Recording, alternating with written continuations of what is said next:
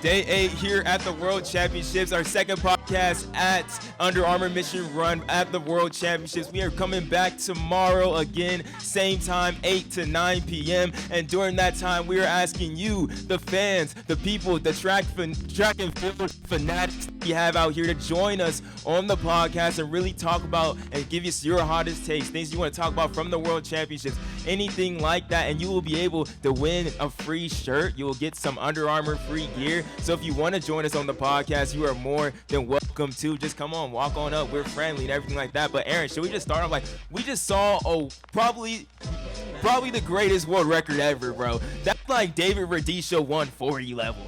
50-68 in the 400-meter hurdles by Sydney McLaughlin. 50-68, man, like speechless. You know what I mean? Speechless. That's a time that a lot of people didn't think was actually achievable. They didn't think it was possible to see a woman go under 51 seconds. And just like the rise of the women's 400-meter hurdles since the entering of Sydney and then her and Delilah battling back and forth, it's just crazy to follow her career from a 16-year-old at the Olympics to now. She is undisputable, world champion. It's her time. World record holder. It's her time. Olympic gold medalist. It is her time. We're all living in it, and I'm just grateful that I was here at the World Champs to witness that. But also, if you're not trying to hop on the podcast, come take a seat on the couch, kick back, relax with us too. We got some snacks. We got some. Yeah, but really what Sydney did, I would love to hear you guys' opinion if you would come up here as well. Like, that was incredible. The minute that she got over the first two hurdles, I was on like, she doesn't get out this hard. Delilah Muhammad always gets out harder than Sydney McLaughlin. Delilah runs that first 200 hard. Sydney went out there on a mission, probably knowing that I have to run the world record to win this race, but probably not knowing that I'm going to do what she did out there today. But she got out hard and made that statement straight out the gun. First 200 around 24 seconds, and then finished just even better than the way she started. Like, that was something spectacular. Like, I can't imagine what she's going to do on the flat. I definitely feel like, too, this whole week she's just been super locked in. She wasn't really taking mixed zone interviews or anything like that. She has really, I feel like we just really seen her come into herself and mature, and she always talks about her faith and how strong that is, and that kind of what leads her. So like, I feel like going into this race, I don't think she was like, oh, I have to break the world record. Yeah. Like, I think that's just what she does, when she steps on the track. You know what I mean? She dug down and she wants to give everything that she has out there on the field, and it's, to give glory. You know what I mean? Yeah. So that's a whole different type of thing that she's really, really running for. And with that much talent, you see what comes with it when you focus that all in. Yeah, most definitely. We are the Two Black Runners podcast live from the Under Armour Mission Run House. We would love to hear from the track and field fanatics that are here at the World Championships to join us on the podcast. If you do join us on the podcast, you will get some free Under Armour swag and some more, even a free Two Black Runners shirt that you may want as well. But it really was amazing seeing what Sydney McLaughlin did. I think the question that we're going to ask when people come up here, what was the most dominant performance that they've seen from this past week? But I think Sydney McLaughlin, she's taking the cake from that already. Like, what she did in that 50-68 has to be the most dominant thing that we've seen. Also, far. I think it's crazy. Like, that Delilah got third, and then fourth place Shamir Little, fifth place Britton Wilson, who just graduated. So we have four in the final. We almost like swept that event, you could say. But we have with Britton coming up. Sydney is like what, 22? Like, yeah, we have 23. 23. It's like we have such a great. Hey, what up, Craig? What up, Craig? What up, Donovan? We have such a great. What's up, Donovan? Come on, I said that. Damn, my bad. Come on, Aaron. What you doing, bro? Yo.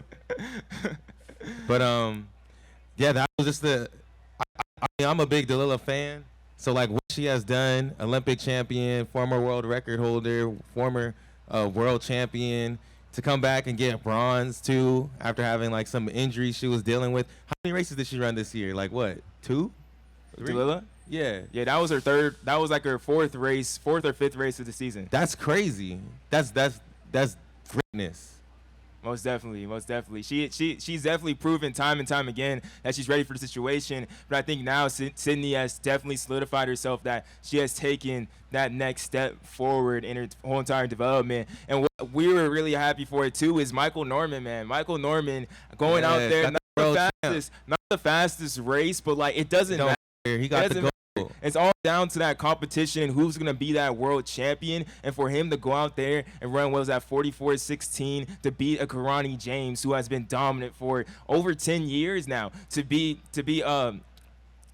Wade Van Niekerk, the world record holder and everything, and Champion Allison rising up as well, for Michael Norman to finally get to that mountaintop. I think opens the door and takes a lot of pressure on what what has had on him for the past like several years. You know what I mean? I think Michael Norman has gotten a lot of outside pressure from other people since, he's been so good at such a young age.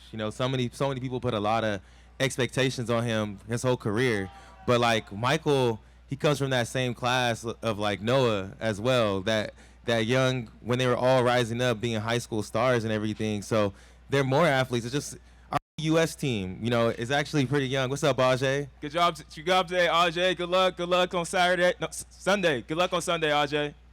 Hey, don't sleep on Ajay in the final, man. We talked about that before. We talked about that. They know how we feel about it. You want to come on the Two Black Runners podcast real quick? Come through. We got some free Under Armour gear for you if you come through. Free stuff, a free shirt, everything. Come on, we just want to talk track. We just want to talk track. Up. We got 2 seats. Both of y'all can come through real quick. Yeah, both of you come through. Come through. Take a seat. You got some socks. We're going to get you. We're going to hook you up with some more. Right there as well. What's your name, my man? Ethan, nice to meet you. Nice just to meet talk you. through the mic right there. Right.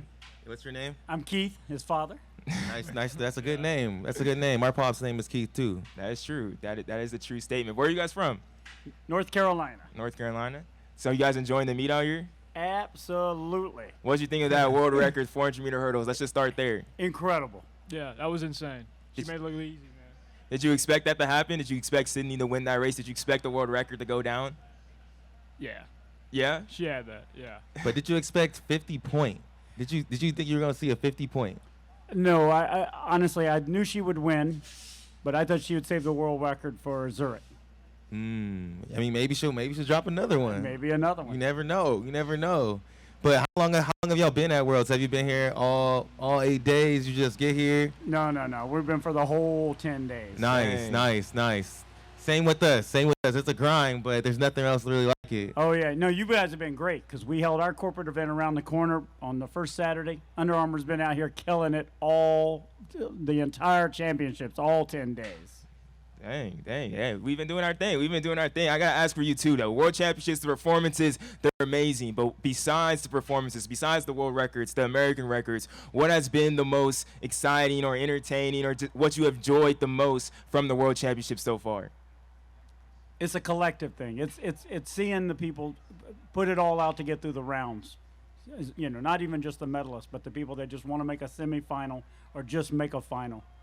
I feel that, like, especially like in the distance events. I love the prelims and the semis. They're so intense. You never know what really is gonna happen. I always feel like something crazy happens in those races as well. Then Ethan, you're gonna say something too? Yeah, I mean, just, being at Worlds for the first time in the States ever. I mean, just seeing all the countries come out, it's sweet, Is this like, have you ever been to like a big pro meet? Like, probably not like World Championships, but have you been to a pro meet like this? Any type of pro meet like this before? Well, yeah, we went to Rio 2016. Oh, okay. Jeez. Yeah, so but this is the first time we've been out to the new stadium in Eugene, so it's pretty sweet. So y'all are seasoned.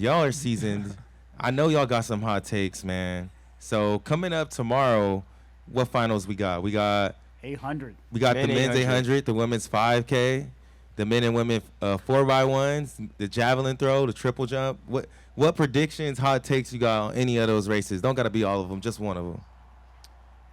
I'm a middle distance guy. I was a half miler, so I'm calling the Moroccan for a bit of an upset in the 800.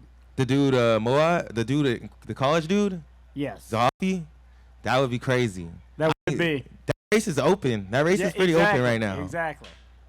I think Marco Arop is gonna take that though. I think he ran a great first round, a dominant first round, you could say. The second round was like just he was able to run in a different way, stayed back in like fourth place, and then the last like 300 meters moved to second, then pulled away. Then that dude from Algeria came in like closed on him. But Marco has been looking very, very good. Ran that 143 earlier this year too. I think Marco is gonna take that men's 800. That's who I'm really pulling for as well in that 8. Yeah, you're going with your head. I was going with the heart.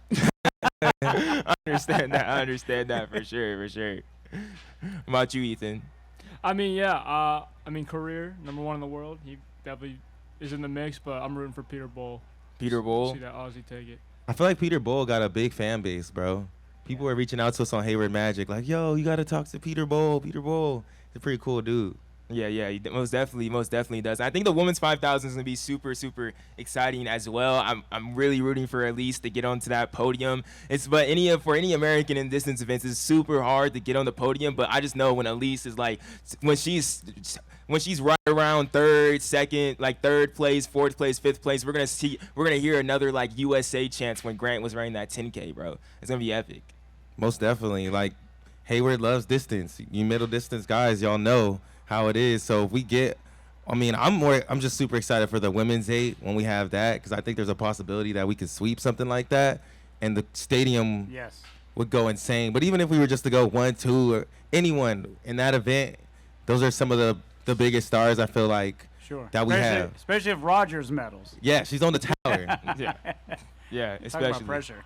But we really do appreciate you, Ethan and Keith, for joining us on the podcast. You got the box is right there. Oh, you got it. What sizes are you guys? And the shirt. Depends. Medium normally, but could be a large. Yeah, I'll take a large. This man a large. I think I got Those new Under Armours, I'm a size 10. New Armour. We don't got shoes. Wear it loud and proud though. This is the first ever. You want to get these? Thank you. Come on the show. Oh, I like this. Yeah, so we are the Two Black Runners podcast. Those are we just got those new shirts made, most definitely. So hope you guys enjoys those two things. Subscribe, all that, follow anything. #2, yeah, enjoy that. Thank you guys for coming on to the podcast, bro. Appreciate it. Absolutely. Appreciate it, bro. Appreciate it. Perfect. Thank you, gentlemen. Thank you. But yeah, that's what's really what it's really about, doing these podcasts here at the Under Armour Mission Run House. Anybody that wants to jump onto the podcast, you can get some free Under Armour gear, a free two Black Runners shirt. Coach Reed, man, I need Coach Reed up on here. I know he got some takes. Coach Reed coming through. Yeah, this is Coach Reed. This was one of my coaches at APU. He coached with Caleb at Laverne as well. But also, don't forget, Coach Brian Clay right here. Coach Brian Clay? Yes, Brian Clay, American record holder, gold medalist. Decathlon? Come on, the famous Brian Clay meet, which is a distance meet for some reason, but Coach, how you feeling? We good. I'm good. We had a nice medal haul tonight for Team USA. Oh, most definitely. We've been having a nice medal haul this whole time. The USA sprints have been just going completely crazy. Wait, can we talk about that right now? U.S. men's sprints, especially like the first thing earlier this week, in like day 5, U.S. sprints, they had 7 medals in total for the U.S. men, and then we had the 200 meter sweep, and then Michael Norman gets his medal, so now we're up to 10 for the U.S. men in the sprints. Crazy. Last year in the Olympics, we only had 5. Which is really crazy, Coach Reed. Coach Reed, how do you feel just about how the U.S. men's sprints have been performing overall as a whole during this meet? Nah, they're killing it. They're enjoying home soil and taking advantage of the energy of the crowd. In between the men's sprints that are killing it. Talk about the women's throws. We've got medals in every women's throw. Yeah, and then Kara Winger getting that on that last throw. That clap really helped. Getting that through too. The throws have been insane, definitely for the U.S. women as well. Like it's been super special. But what did you think of Sydney's 400-meter hurdle, 50.68? Were you expecting anything? Did you think you would ever see something like that? It goes without words. What she just put down, you can't even talk about it. It's beyond explanation what she did. We knew it was going to be strong, but I don't know. I can't say that we didn't expect something that fast with what Sydney does. But that was a lot of fun to watch. Coach, too, like, you've been to a couple of these things. How much difference is it? Like, last time they were at a championship, no fans in the stands. In Tokyo, further away, how much difference does it make for an athlete having fans in the stands, and especially being in that home country? Oh, it makes all the difference in the world. Whether we're here at home or whether they're traveling, fans just add so much to the overall experience.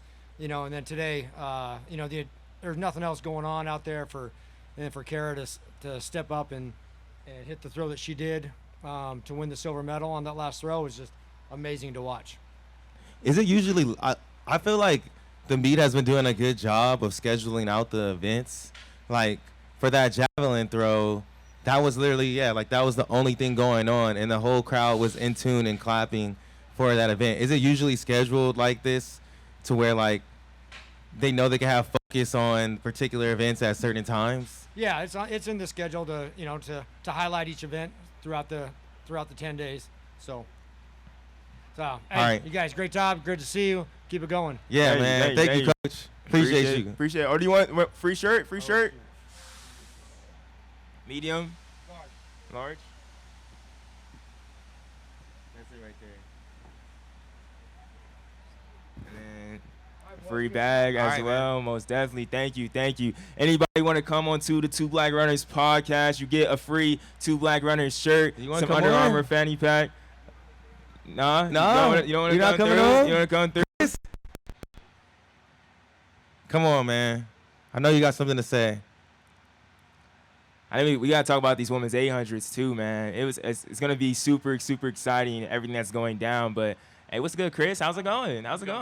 Going good. Gonna be talking to that tonight, Mike, and they're talking directly into that. But how was the meet for you? What was your biggest takeaway from the day and everything? How'd you enjoy it? It was a lot of fun. I've been sitting in different seats, like even trackside and up in the top, and honestly, you got really talking to that mic. There's not really any bad seats in the place, which is really awesome to see. Today, I would say something about the field events is like the claps don't always come together, but when it did with Kara Winger, everybody, the whole entire stadium came together, hit that clap right, and then she threw it right on that last one and got second place, and that was awesome. To hear the entirety of the crowd just go crazy, that was amazing. That was amazing for sure. Cause she was like in like sixth place before that. Yeah, I think she was in fifth. She was in fifth, crazy. Jumped right into second place, and I believe that's her last throw ever. Like as a professional athlete too, and to do that, like to move up 2 places, to get a medal in the javelin, and like how Coach Reed was saying, like the women's throws for U.S. have been amazing this entire meet, like, and for them to keep on medaling in each throw event going on has been spectacular. Like that home field advantage is really working, Chris. It's fantastic, yeah. And as far as like the 800 goes, a little bit of a nerve-wracking first heat with Raven Rogers not getting in the auto qualifier, but I figured at 158 point, should probably get it in. But that third heat made it a little bit nerve-wracking. And I was like, where are we gonna find it? That third person ended up getting 159. Crowd went wild. Do you think? How are you feeling going into the final? Like, what is your top 3 off the top of your head? It's tough, but I can honestly I think a thing could run away with it, but then like you have also Aji's going after it as well. I could see it's a little bit crazy, but a sweep would not. That's not crazy. That ain't crazy. That ain't crazy, my man. That ain't crazy at all. A sweep happens, the roof's gonna come off the building.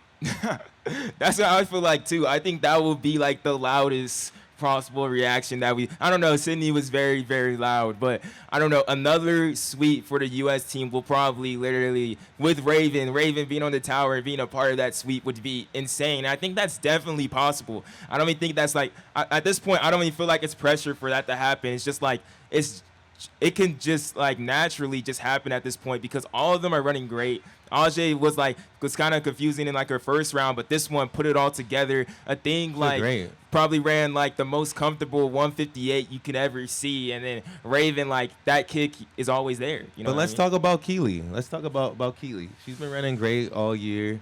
She won her semifinal today. Is that the person you would say is gonna break up the team, or is it gonna be from Ethiopia? Mary Mora? Yes. 156 PR, I believe. I think Keely would be the one to break that up because you have Ajay and you have a thing would take it out pretty hard, but then you have Raven Rogers is just going to pick up the pieces, and she's going to sneak into that third. You could see that. But Keely could put her nose in it, and I think that's the one that's going to be making it a little bit interesting for everybody else. Yeah, especially because Keely ain't just going to run behind. You know what I mean? Like, she's going to put herself, like, in position. She's definitely going to put herself in position. So she's definitely going to make it harder just for be able, like, to block her out in a way or anything like that. They're literally just going to have to, like, run away from her in a sense. But I think it's entirely possible, like, a thing has hit that 155 before. Ajay's hit that 155 before. Like, I think that's what it's going to have to definitely take. People were telling me that a thing wasn't even breathing hard after an NBC interview. Like, she's completely ready. I think Ajay's ready to hit 155. Raven's possibly ready for anything at this point, I feel like. Do you think that a thing is going to just go for it, like how she's done in the past, or is it going to be kind of like USA's where it was still fast, but if they run 157 or 158 like USA's? 157. Do you think is she gonna push for like a 155 type of race, or do you think it's gonna be more tactical? I think with the hype of the entire week, I think we're going to see something special. I'm looking forward to it. I am too. I most definitely am. But you better give Chris a free shirt, a free Two Black Runners shirt. If anybody comes onto the Two Black Runners podcast, you will get a free shirt, and then you will get some Under Armour swag as well. If you just talk a little bit, track with us for about 2, 3, 4 minutes, bro. Chris, we enjoyed your time with us, bro. We really do appreciate it. Thank you guys so much. Have a great one. Thank you, bro. Thank you. So if anybody else wants to come through onto the Two Black Runners, you want to come through, my man? Want to come through? Hey, they come in. Let's go. Let's do it. Also, I got to mention here at the Under Armour Mission Run House, there will be a group run with the local running club at 9 a.m. tomorrow morning. It's going to be exciting. It's going to be fun. As always, the best group run in town is coming right here. We got two bros joining us on the podcast right here. What's your guys' names? Where are you guys from? There's another seat on this side, on that side too. What's your name? Oh, my name is Mike. I'm actually from Eugene. Oh, hey, nice. okay. Nice, Mike. What's up? My name's Jacinto. I'm from Visalia, but live in Los Angeles now. Okay. Cali, let's go. That's near like Fresno? Yeah. Oh, yeah. I knew a dude out there. You probably don't know Oscar Ochoa? No. He sounds familiar. He sounds familiar. Do you know Danny Guerrero? Yeah. Yeah, that's my boy. He ran with me at APU for like a year. You're from APU? Yeah. I went to Vanguard. Oh, okay. Crazy. You might have raced one day. No.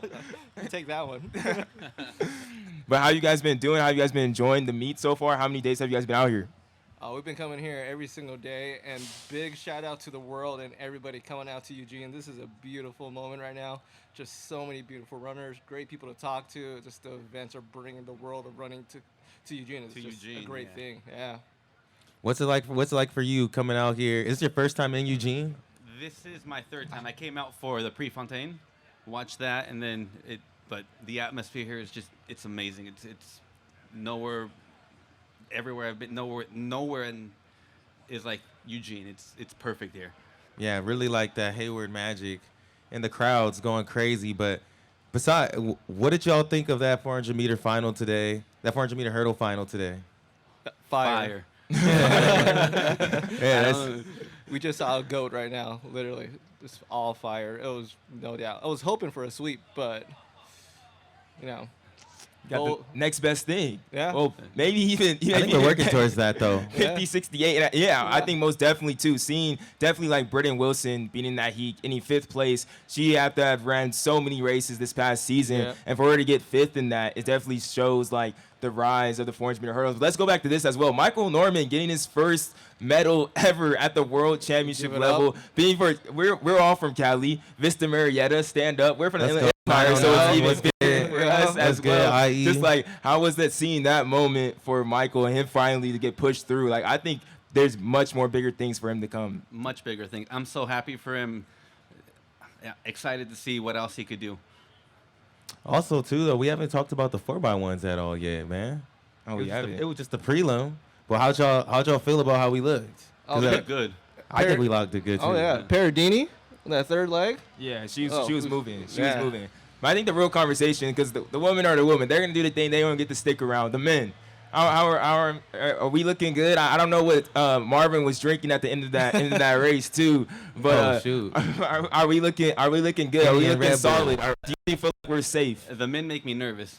Dude, the heart starts beating a little bit faster when they come onto the track and they're holding the stick. But I think they look pretty. Well, not solid. very good. Very good. They look solid. Yeah, they look very solid. So I'm hoping just to take that gold. So just keep on wishing the guys just for the next race. Let's keep on hoping. I feel it. And I asked too, before we get you guys out of here, we had a lot of great performances. Besides performance, we just seen that 400-meter hurdle one. But what has been, not saying that one was besides, but besides that one, what event or thing has inspired you the most over this past 8 days now? I'm going to say Sarah Hall. You got to just keep on working each mile. No matter what happens, you just keep working to that last mile. But she came in 5th for the marathon. That was inspirational. To finally be able to make it to a world championship. Yeah. And it's been a minute. I would say a crazy thing about Sarah Hall. The next day after the marathon, I went out to go run. I was on Priest Trail. I was running with 2 people, and I seen Sarah. I've seen Sarah Hall. I seen someone running like Sarah Hall. I'm like, is that Sarah Hall? Because she has very distinctive form, and the people be next to me is like, no way. She just ran a marathon yesterday. Crazy. And we come up to her and we're like, hey Sarah, and she's like, wait, what? It's like I have no idea how she's a dog. She's definitely a dog, and like in that race, I remember watching it. She was like in 10th at some point, like late in the race, and I knew I was like, nah, watch, people are gonna start dying. That's what she did at London. Yeah, like thing. she always finishes strong. When other people are hurting and dying, that's when you could count on her to start passing up people. And the crowd was crazy for the women's marathon. I feel like it was a lot more hype than the men, and a little bit more people kind of showed up for real. And USA, top 10, all 3 of them. So yeah. That's big for U.S. women's marathon. Definitely is. But we appreciate you too. Definitely y'all being from California, Southern California, doing your thing and everything like that. We appreciate you coming through the podcast. But we got some free stuff with you. Like we said, here on the Under Armour Mission Run podcast with 2 black runners. If you do come and join us for a little bit of a chat, you will get a free shirt, our very own 2 black runners shirt. You will also get some free Under Armour swag as well. Aaron's gathering up for my guys right now. Cool. Thank you guys. Love the podcast. Yeah, big love to the podcast. Appreciate it, bro. And big love to Under Armour as well. Shout out to our boy Zach right here in the front row. He's done for us 48 hours, bruh. 48 hours. That's insane. But appreciate you guys. Oh. West River Printing, man. Oh, yeah. Appreciate it, man. Hey, thank you. Yeah. Appreciate you guys. Thank you for coming through. 2 black runners live here from the Under Armour Mission Control, doing our thing. If anybody else would like to join us on the podcast, you'll get a free shirt, some free Under Armour swag and everything. Will, you want to talk some 5Ks for tomorrow? Oh, hey, you gotta just talk it to that mic softly. There's still 3 more days, Will. I'm getting there too. Jeez.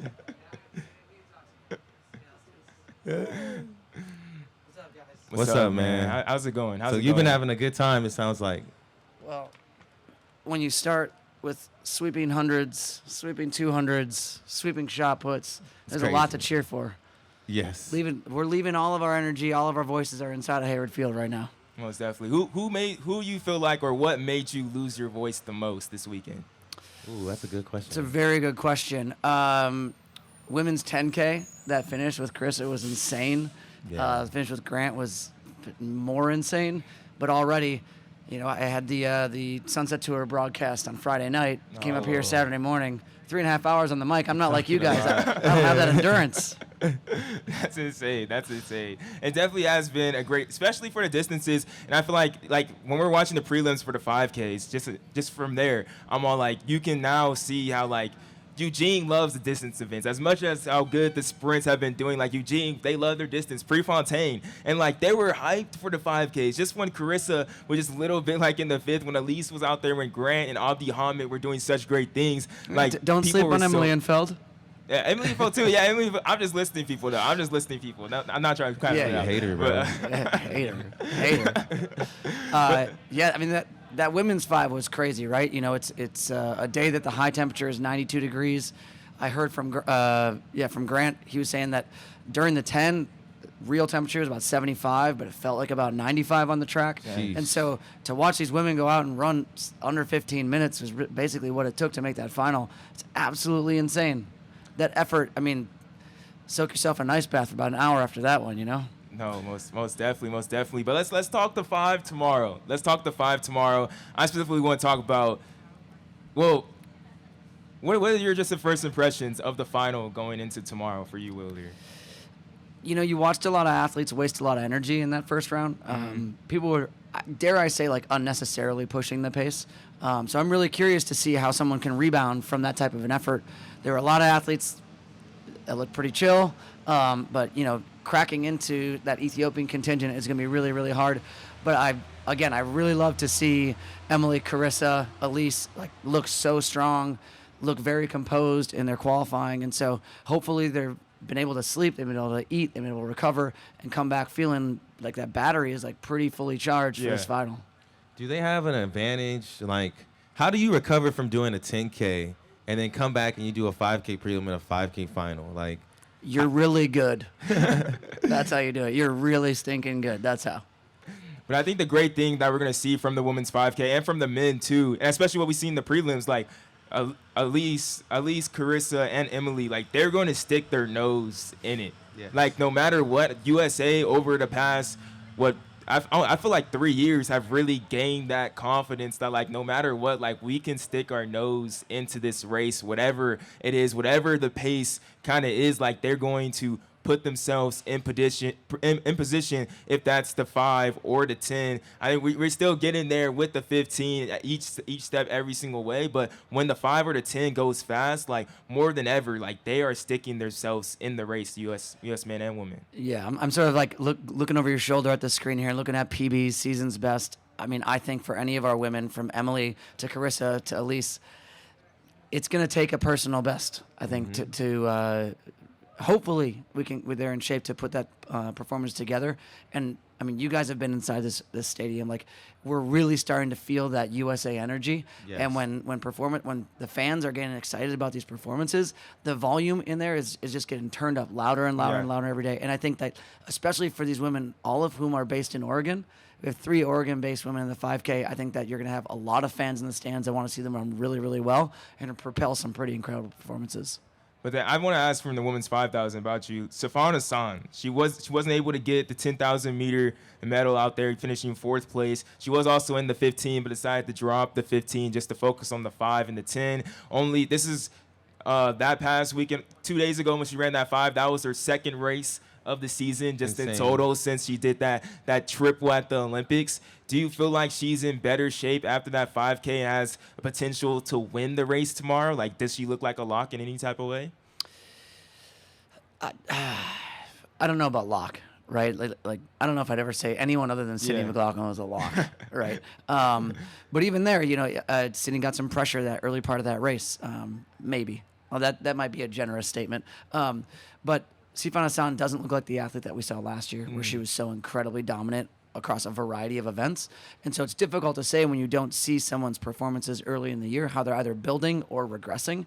It's a big question mark, but she's extremely good. Obviously, we know that. And so none of the women in the race are going to count her out. You know, she's obviously has to be in the conversation for medals. Whether it was a lock for a win, unsure.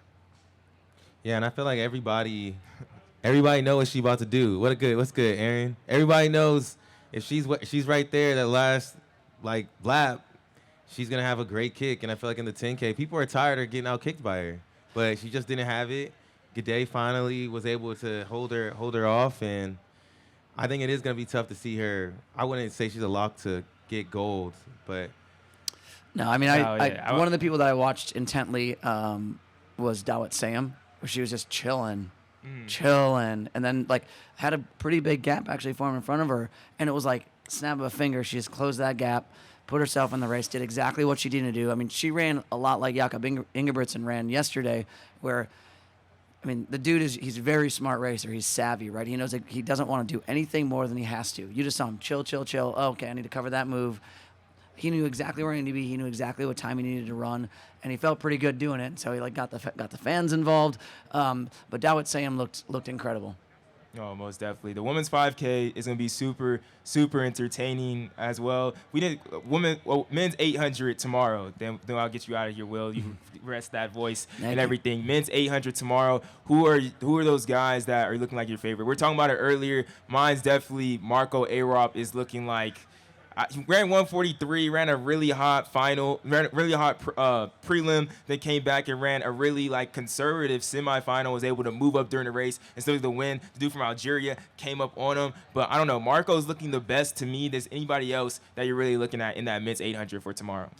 Before I get onto that, I want to say, pretty disappointing to not see any Americans in the final. Wild. A series of errors, right? Of Free Jonah. Of crazy, right? Of crazy disqualifications, and so I'm not disappointed in the athletes, but knowing the quality of 800 meter runners that we have and that they didn't make the final, I think that's testament to how good the men's 800 is right now, or rather, how closely packed all of the athletes are. And so, differentiating yourself amongst that pack can be pretty hard, but I'm on the A-Rap bandwagon with you, man. I mean, he looked incredible. He looked composed, sharp, like he had more to give, and he was being reserved. Where a lot of other athletes were, fighting tooth and nail to get every position, every millisecond to ensure that position in the final. Yeah, it's definitely gonna be weird going into a distance event without any Americans. And still, I just can't wait for Donovan to get completely healthy. He was looking so great in the indoor. And so and also Bryce should be in the final too. Yeah, I mean, Emmanuel Career, Olympic champion, number one in the world. Gonna be tough to beat. Savvy racer, but I think if the pace is pretty hot, I think Marco Arop probably can handle that better than a lot in the field. And he's big. I want to see him absolutely just roll through this thing. And I think the one thing too, what I'm noticing, a lot of these guys, I feel like Marco has the most experience from a lot of these dudes compared to Emmanuel Career too is up there as well. But a lot of these guys are very early 20s. Marco's still in his early 20s too, but has been on the circuit for a good minute now. Emmanuel, as like you said, Olympic champion. So the dude from Kenya, Emmanuel Wayoni, that dude's only 18, Crazy. 17 years old. So I'm not gonna I don't know what he's gonna do. You never really can tell how fast he's gonna run. But no matter what, I think Marco is definitely for sure person to bet on. But it's gonna be either there's not anything can happen in 8. Yeah, if you're going on DraftKings looking at some odds, I'd be curious to see where Peter Bull's sitting. Peter Bull's incredible, running really well. Been really fun to watch that guy's progression from a youth athlete, rise through the ranks and be 144 flat, ranked number 3 in the world. Savvy racer again, and knows how to run the rounds and knows how to win. And so I'd love to see him on the podium just as a personal medal, because it always is about me, right? No, but I'd love to see Peter Bull sneak in there for a medal. But I appreciate you, Will, coming through the podcast. Would you want a Where's my shirt? free shirt? Where's my free shirt? Medium, large. Yeah, medium. There you go. Thanks, guys. Appreciate you. Appreciate it, man. Loud and proud. Oh, you good? You good? Aaron want to come on, man. Aaron got something to say. Jacob, you want to come through you too? trying to come through? What's going on? The dude that I put on my highlight tape in the Under Armour Mission Run. And the dude that he lost to. Under Armour Mission Run YouTube video. Join us on the podcast. Jacob as well. Jacob, right? Yeah. Yeah. I remember. I'm just trying to make sure. Absolutely sure. But appreciate you guys coming through and everything. Let's just start here, bro. Go sit go. That's what you got the shirt on. Yeah, we came on late because we was trying to meet her, but it's cool. We took the L, but 50.6 is unreal. Completely unreal. What was your first reaction? Where's the mouth on the ground? Where you had your hands on your head? What were you doing? Yeah, I was screaming, bro. Yeah. I was telling him for the race. I said she gonna run 50 flat. That was my guess. I thought she was gonna run 50 flat. The way you gotta raise the hurdles for her at this point, bro, to beat her. Yeah. Hey, we should do a 4x2 against 2x2 against Sid in a. She does a 4 and we do two legs. I don't know if we can beat that, bro. Over the hurdles too. I don't even know, man. Oh, that's crazy. No, for real though. I saw her run 51.4, right? That's what she ran at USA's. And she looked like she was jogging. Yeah. She was cruising. So I was like, she's got a good second in her. I was like, 50.6 is where, or 50 flat is I thought where she was at. Don't you feel like the biggest difference is how hard she got out this time? Oh, yeah. Like her first 3 steps were hard, and usually like Delilah gets out very, very hard. But Yeah. Sydney was like, since Delilah was right behind her, right in front of her, then I think because Femke was right behind her too, she made like a statement like, I'm gonna get out hard. And I don't think she was paying attention to them. She was gonna get out hard no matter what. But you Yeah. could just tell that like she wasn't even chasing Delilah. She was chasing something. I don't know, just something.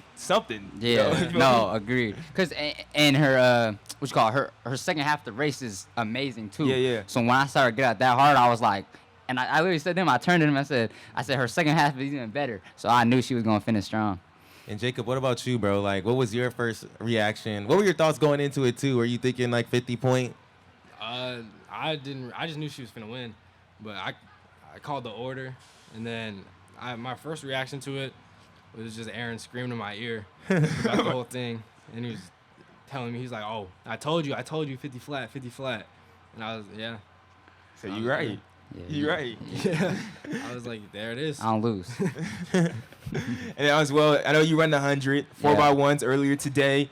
USA men, they get some people scared at times, but they did their thing. I feel like Marv held it down. I don't know what he was drinking, but how'd you feel about the US men in the 4x1? They look smooth for sure. You know, I'm happy they got the baton around. You know, that's always a good sign. Lyles looked fast on the curve or on the straight. He did. On that back stretch. And then smooth. Elijah Hall did his thing on the curve too. He did. Yeah. He indoor 200-meter world record holder. Yeah, American yeah. record holder. Yeah, American record holder. yeah. Like he definitely did his thing on the curve. It's like proving that U.S. men's sprints, like they're dominant, bro. Like they're dominant out here in Eugene for some reason. No, Something is in yeah. the air. Even with Michael Norman getting the 400 win, like it's been incredible. No, for sure. I feel like the U.S. is so deep right now, especially if we take those 4 guys too and even throw them in a 4x1. I think we could have 2 teams that could get on the podium. No, straight up. Like we were talking about, we swept the 1 and the 2 with completely different teams. Like, Yeah. That's what I'm saying. That's crazy. You just need one more person. You and just then they throw. put Elijah Hall on the 4x1. You know what I'm saying? That's what I'm saying. And you take other dudes like Makai Williams, who's not here right now, on the 4x1, or Yeah. you throw Michael Norman on the back stretch. Like Michael Norman, for real. you throw Fred Curley on there. He ain't. You know what I'm saying? Like, yeah, they could really make like 2 teams that could really podium. It's crazy. And I think the crazy thing about it is that we were talking to Ryan Benjamin in the mixed zone after that 400-meter hurdle win, and he was talking about how like last year, like it was disappointing for them in a way, but like reminding people that like they were really young. Like that team in Tokyo was really, really young, and they only came away with 5 medals. Now with Michael Norman just getting that, they have 11 medals that the U.S. just men's sprint group has and 2 sweeps to go along with it. And I feel like that's the same. I feel like that young energy, we're seeing that from our women right now. Like that 4x1, like Yep. TT when she was closing. Oh yeah, they did She this. was moving. Look great, but Yeah. like going up against the Jamaican woman is going to be very, very hard. You know what Yeah, no, I I mean? hear you. I hear you. Be very hard, but like they're in that same form of like they're young and have the potential of being great, and the men are like they've came into their own, especially this year. It's been great to watch, just the journey and everything. It's gonna be exciting just Yeah. to see how the U.S. men and women compete, because like right now in the U.S. women it's definitely USA versus Jamaica, which is crazy. No, for sure. All right, let's talk Budapest 23. Do the U.S. men sweep the 1, 2, and the 4? Is it possible? The 1, 2, and the 4. The 4 is gonna be tough. Bro, I don't know if they can sweep the 2 again. You know, Why not? King Joe, Yeah. Joseph that's true. Mbule, I 4th mean, place. He did his. Oh, he ran did his down thing. Ariane Knighton. Like Joe is getting better. But and Ariane better is and only better. 18 years old, bro. What are you talking about? Joe's only like 21. Okay, What but do you mean? who you think's further along in puberty, bro? Like, you know what I'm saying? I Like, hear you. I hear you. close to Who close has to more his room body. for development? Bro, Ariane, just genetically. Like, I he's don't still know. a kid. He just graduated high school, bro. From Hey, 18 to 21, your body changes so much. I'm just saying they're both still figuring it out, but I'm just saying there's potential. Like it's not a guarantee for them to Yeah, like nah, sweep agreed, next year. Like agreed, Joe agreed. is gonna be there. Andre DeGrasse, like let's not forget this Okay, man. Like yeah. he's very consistent. Just had a weird year this year. Like, but like Yeah, I don't know. yeah. It's not the 200 is not even guaranteed to sweep, and then the 400. Well, we need The Randolph. 400, I don't know. Randolph out there, bro. We need Randolph out there. You know And what I Cherry mean? too. Yeah, Cherry was just kinda Cherry had banged a- up this had a year. hurt Yeah. season, but it's definitely possible for that to happen. Yeah, no, agreed. Yeah. Agreed. What y'all think? Did y'all think 19.3 was coming last night? No, I Y'all didn't thought think so? I thought he was gonna win for Yeah. sure, but I didn't think he was gonna run that fast. Like I was Thinking like probably like 19, like 5 or 4. Bro, look, bro. Look, I had 19.3 in the sweep. Swear to God, bro. Swear to God, I had 19.3 in the sweep. Let me pull it up. Where is it at? Hold on. Right here, bro. I said. Let me see this. I had Allison winning tonight, but Norman did his thing. Happy for my guy. Look at this. Right here, y'all. Lyles, Kenny B, Knighton, 1937. I'm going to be a little closer, but 19.3 and I had the order. Okay. Hold on. You had that? Yeah, you bro. Notre Dame or what? Man, you know what I do, bro. Ask him, bro. We're gonna need him on here to take more takes. What? Is he capping on us right now? Did he just write that in somehow? Nah, bro. Look. He sent me the screenshot yesterday. Yeah, bro. No, yeah. We got. Oh, we was talking for a minute. Yesterday, 7:20. Oh yeah, put it in right here. Oh wait, where'd it go? So you called. Right here. You called that. You called Noah's and he hurt you or something. Bro, where did it go? Bro, Josh? so it don't exist. That's what you're telling me now. Oh, right. Take a photo of that. There you go. I called that, bro. I'm him. Timothy. But besides all the performances and everything on the field, like what have you enjoyed the most from just being at the World Championships and everything, besides everything and all the performances you've seen on the track? For me, man, it's really nice seeing Hayward Field like packed out. You know what I'm saying? Like, you know, you were here. That's where we met Nike Nationals. I was here for my state meet.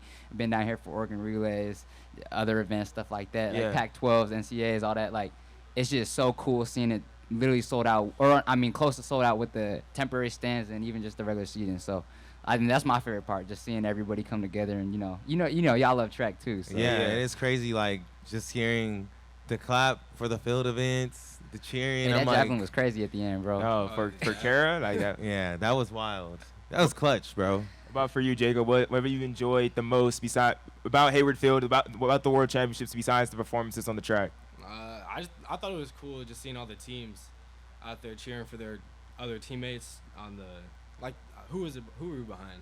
Oh, the South Africans. Yeah, and great GB too. Yeah, we had the South African team behind us, and then when they would make the turn on the relay, it would just get super loud around us. And same thing for Great Britain. It was just really cool to see all the teams come together.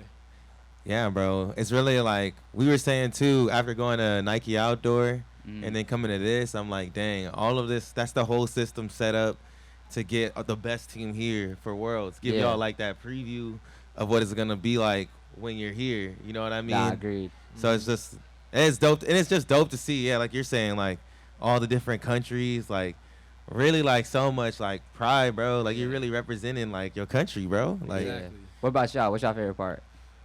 My favorite part, I think it is really, there's so many people that just love track and field here. It's like just not even like the amount of fans being here, because we're doing this thing like a little like talking about people like what things that we should how can we connect more to the sport and like make the sport bigger in track and field, asking questions about that just around the community, and just be able to hear people like go like intellectual about it and go deep about it, because we'll have that conversations about it. And like really like track and field, when you just like outside of the track meet, you could feel like you're in a bubble if it's just you and your brother and you're your two friends, or you and your track meet and you and your track team. But then to have like over 1,000 people that you can have that conversation like 10,000 with, people. Yeah, just with a flip of a dime is incredible. You get to see like really how much people are passionate about this sport, and it gives you hope to just like, especially for what we do, to just be all like, this can be even bigger than what it is. Like real talk, like I want to do this like in front.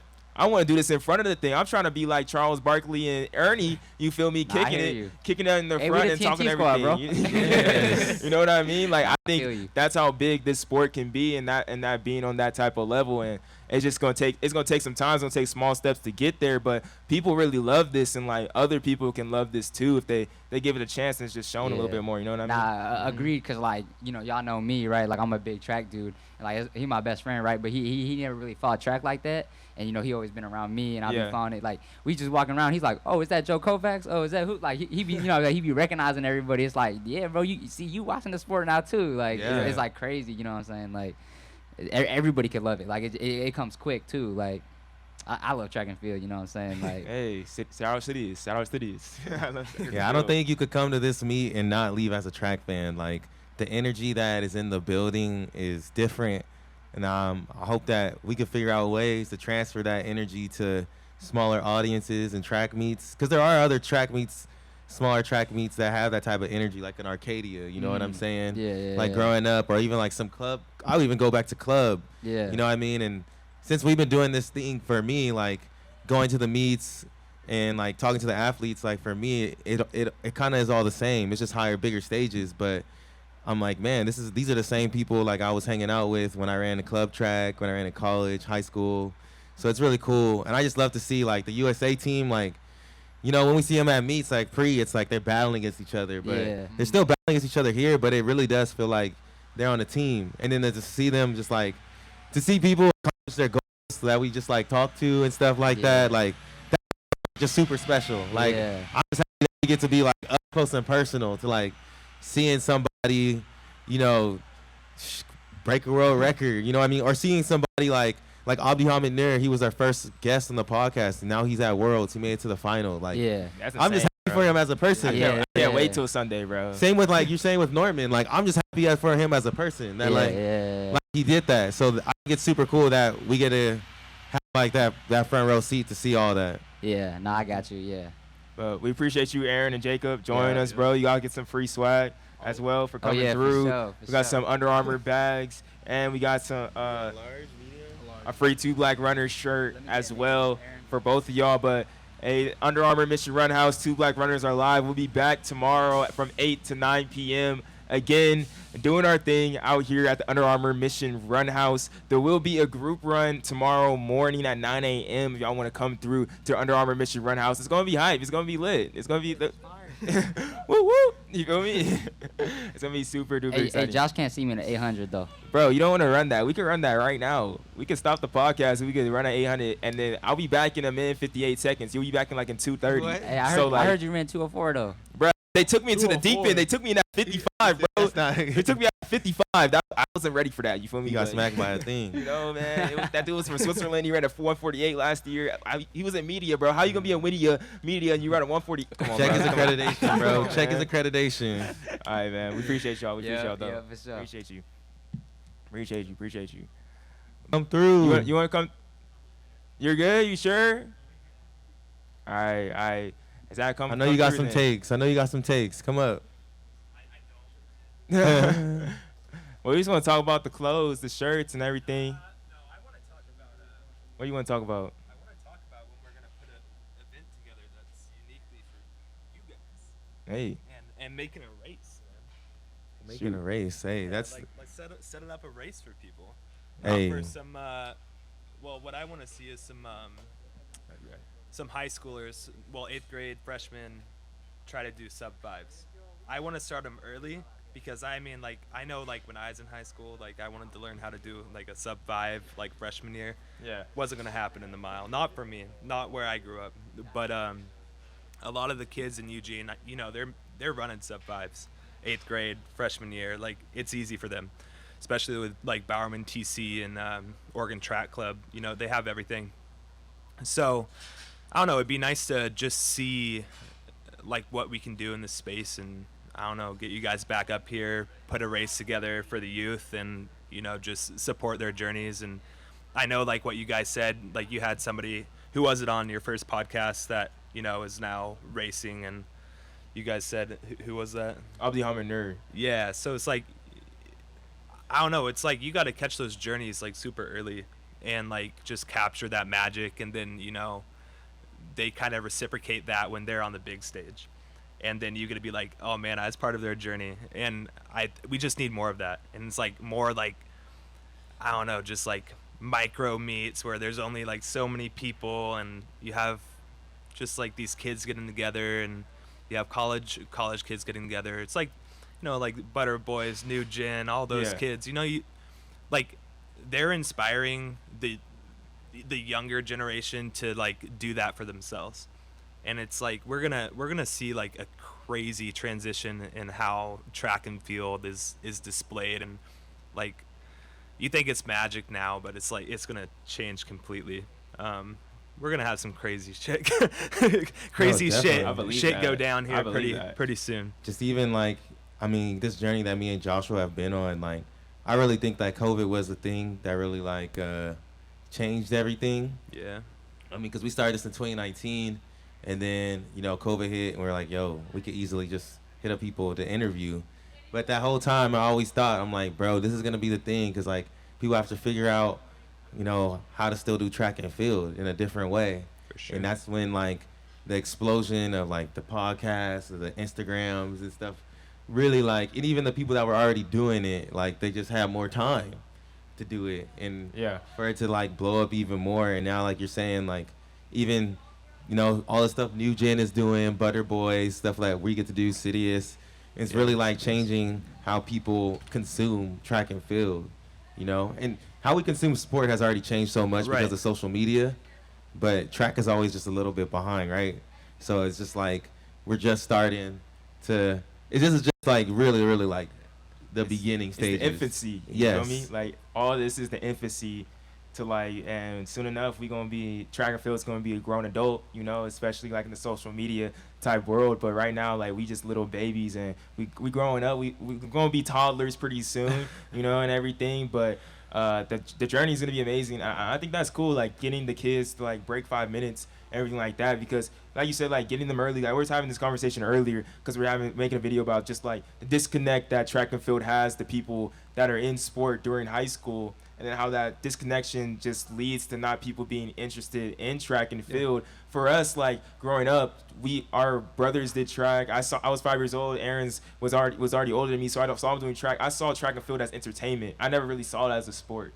You know what I mean? Like, when I first get to the approach of it, I'm all like, Usain Bolt's a beast. Like, that's LeBron James to me, you know? So I never really felt like it's a sport that I'm going on my way as an exercise. And I think if you can lock kids in early on to get the idea of that this is a sport, and you become better and you can get to that stage and be a LeBron James, be Usain Bolt, but then also feel like, oh, Usain Bolt and Noah Lyles and Elise Cranny, these are people that are entertainers to me, that I'm inspired to be, and people that I want to be like, that are professional athletes in a way. And I think you can get that person by just breaking 5 minutes to be all like, I'm locked into this for life in a way.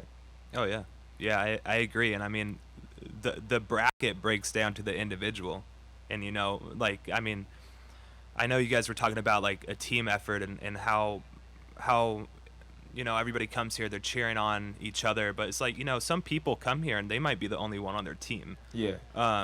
And so that's like, the reach is endless, and I don't know, that's what's so cool about it. It's like, if you put your heart and soul into it, like, you can make it. And if you hit those marks early in your life, and you're shown that you can do that, and you have like the people supporting you, which you guys are, I mean, you're supporting everybody, it seems like. It's like, this is what it's about. It's like just getting out here and supporting everybody you can in every way you can. And dude, like, it's gonna change. Like, I don't even know how to explain it other than like, it for high school sports, track and field is I think it's the second largest. Like, is it the second largest now? First or second largest? I think it's the first. It's the first largest, and like, we see it dwindle, like, as you know, people age out of it, I guess.